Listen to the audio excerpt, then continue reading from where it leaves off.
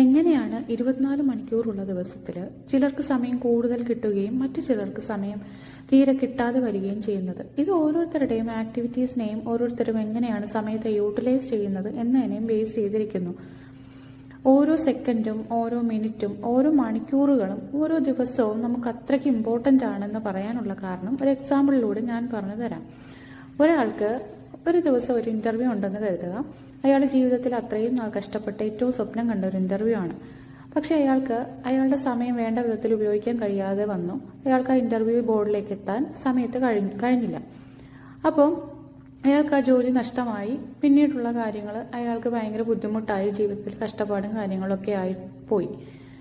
ഇത് സാധാരണ ആൾക്കാർക്ക് സംഭവിക്കുന്ന ഒരു കാര്യമാണ്. നമ്മൾ ഒരു ഇന്റർവ്യൂവിന് പോയി നമുക്ക് സമയത്തെത്താൻ കഴിയാതെ വന്ന് ജോലി നഷ്ടപ്പെടുക എന്നുള്ളത് സാധാരണ സംഭവിച്ചു പോകുന്ന ഒരു കാര്യമാണ്.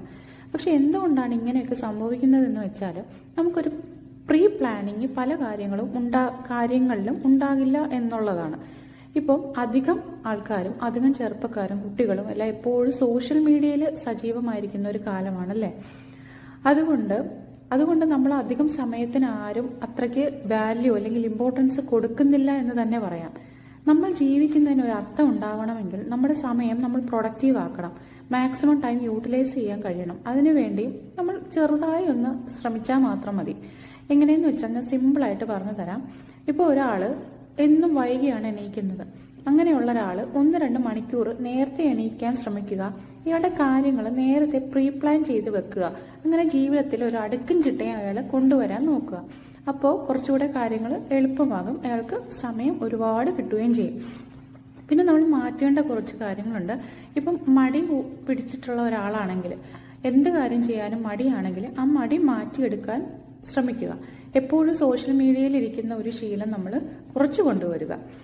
പല കാര്യങ്ങളും നമ്മൾ ഒരേ സമയം ചെയ്യാതിരിക്കുക.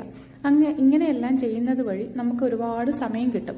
പിന്നെ ഈ സോഷ്യൽ മീഡിയയിൽ സജീവമായിട്ടുള്ള ആൾക്കാർക്ക് അവരുടെ ജീവിതത്തിൽ സംഭവിക്കുന്നത് എന്തെന്ന് പറഞ്ഞാൽ നമ്മുടെ കുടുംബത്തിലേക്ക്, നമ്മുടെ ഫാമിലിയിലേക്ക് നമുക്ക് ടൈം സ്പെൻഡ് ചെയ്യാൻ സമയം കിട്ടാതെ വരും. അങ്ങനെ വരുമ്പോൾ പല കുടുംബ പ്രശ്നങ്ങളിലേക്കും പോകും. ഇന്നത്തെ കുട്ടികളാണ് നാളത്തെ ചെറുപ്പക്കാർ. ഇന്ന് നമ്മൾ ചെയ്യുന്നത് എന്താണോ അതാണ് കുട്ടികളും കണ്ടും വളരുന്നത്. ഇന്ന് നമ്മൾ നമ്മുടെ മാതാപിതാക്കളെ വേണ്ട വിധത്തിൽ അവരോട് സമയം കണ്ടെത്തി ചെലവഴിക്കാതിരുന്നാൽ നാളെ നമ്മുടെ കുട്ടികളും നമ്മളോട് ഇത് തന്നെയാവും കാണിക്കാൻ പോകുന്നത്. അതുകൊണ്ട് വളർന്നു വരുന്ന കുട്ടികളെ നമ്മൾ ഇന്നേ തന്നെ ട്രെയിൻ ചെയ്യിക്കുക. അവരെ നല്ല സമയത്ത് അവരുടെ കൂടെ ചിലവഴിക്കുക, കുട്ടികളുമായി കളിക്കുക, നമ്മുടെ മാതാപിതാക്കളുമായി സമയം ചെലവിടുക. അങ്ങനെ നല്ല